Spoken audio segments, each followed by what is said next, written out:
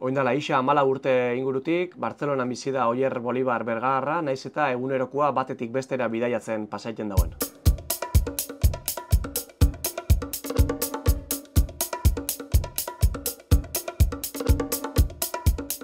Peru izango zen.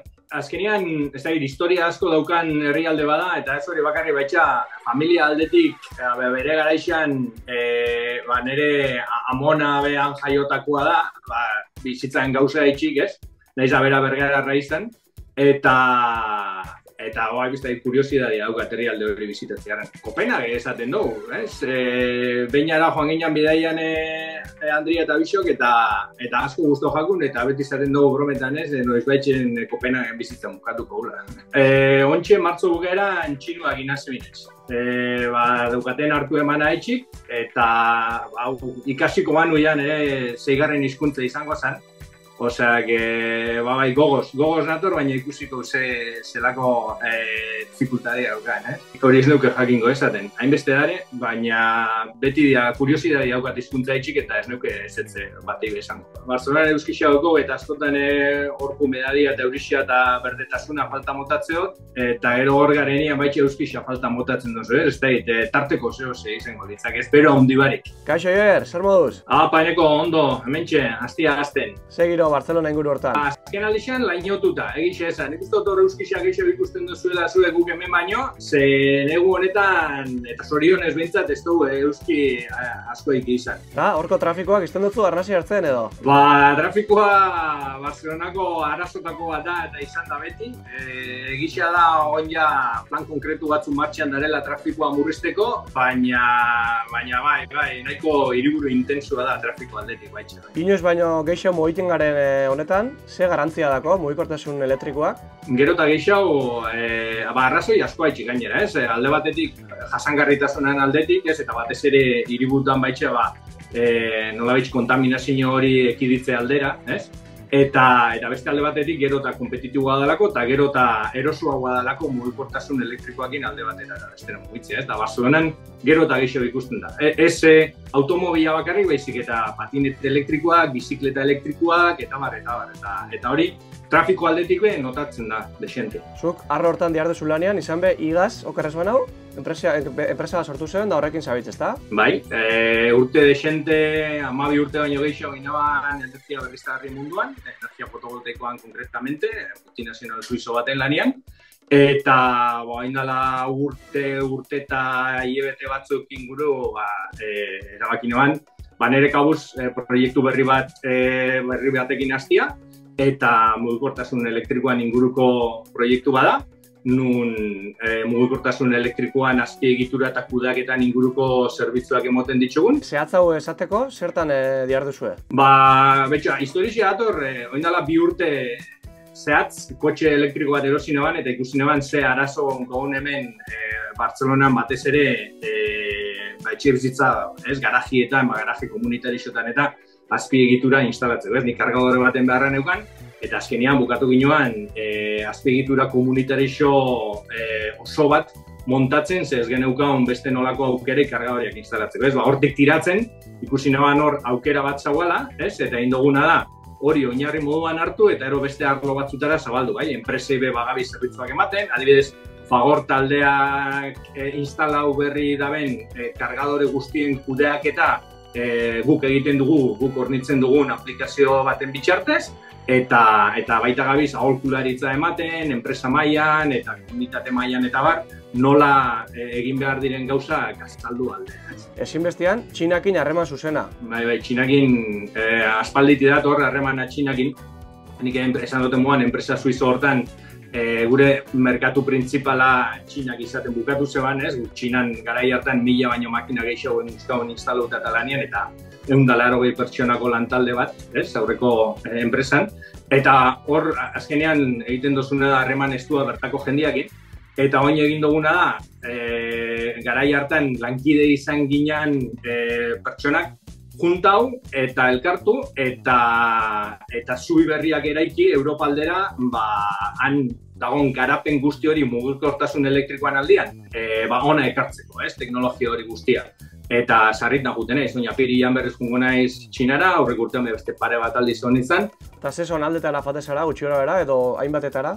Batez be Shanghaira, ze han daukagu bulegoa, oin baita bazkide bat badaukatan, lankide hoia sana, eta bulegoa Shanghain daukagu, baina gero handik gora eta bera mugitzen gara hainbat lekutara.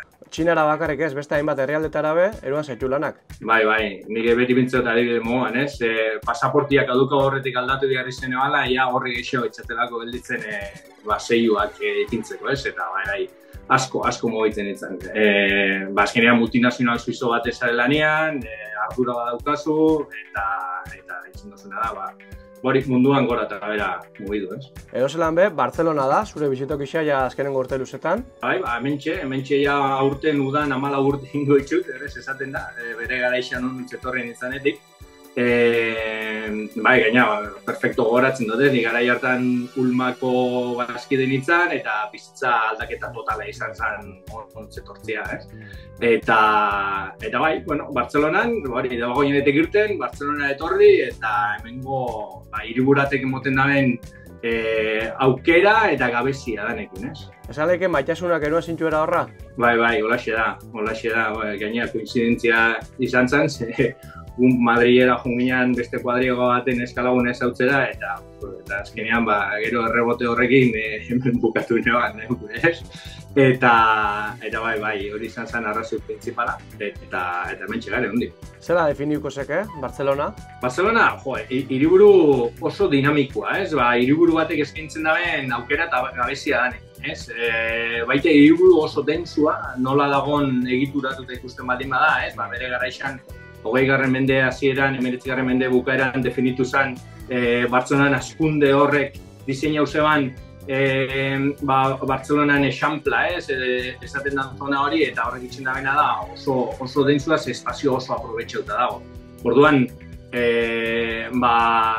badauka bere aukerak, eta baina densidade horrek emoten dotzana da, nebintzek gehien faltan botatzen dutena da, espazio irekixak, ez dauka espazio ireki, bai dauka hondartza egixe esan turiste kolonizauta da gehixo bertakoak baino, eta 14 urtean nik uste dut 2 aldiz edo bakarri jungala Bartzelonako hondartzera. Gehixo jutenga bestek alderuntz, mendi alderuntz, edo Koltxerolako baso ingururontz, eta hor, bai daude aukera asko, mendi bizikletan irtetzeko, eta horre badauka bere xarma, nik uste dut itxasoko partia baino gehixo. Ixa, esan duzu 14 urte, Laester, zertan aldatu da? Zeoz, igarri oso aldaketarik urte honetan? Bai, ez dakit aldatu dan, igual esango duke beti turismoan eragina bai atzematen dala, notatzen dala. Ez dakitena da, kapaz izango nintzen esateko oindala 14 urtez nola zeon eta oin nola daun, ziurrenek oin turista askoz gehiago dara, baina bai ikusten duten hau, horra juten nahi zenean, Donostin gertatzen ari dela, hemen oindala 10 urte gertatzen zana, eta hemen egindako akatsitatik ez dakit zehose ikasten ari gan Donostin gertatzen ari denak. Orain, prentsan eta irakurtzen diren arazoan Donostin gertatzen dira, Bartzelonan bizi izan ditugu, eta ez dakit horrek aldaketa bat suposatzen da hemen Bartzelonan, ze Bartzelona turismotik asko bizi da, baina bai ikusten da, azken urtetan ondo posizio dela adibidez mundu mailan digitalizazioan arloan, eta enpresa handi asko gari dira hemen beraien hub digitalak eraikitzen, montatzen, eta horrek itxen dabena da, atzerriko jende asko erakarri baita hemen bertan bizitzen. Ikusten duguna, kalian adibidez oin askotan asko entzuten da, ingelesez hitz egiten jendia, eta hori da, nomada digital edo perfil digital horre daukan jende asko Bartzelonara datorrelako bizitzen.